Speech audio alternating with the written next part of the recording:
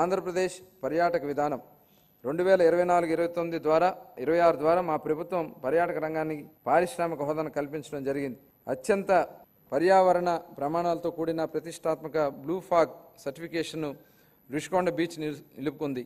దీనికి తోడు అఖండ గోదావరి మరియు గండికోట వంటి ఐకానిక్ పర్యాటక ప్రాజెక్టు పర్యాటకానికి అగ్రశ్రేణి గమ్యస్థానానికి రాష్ట్రం యొక్క ఖ్యాతిని ఇనుమడింపచేయనున్నాయి.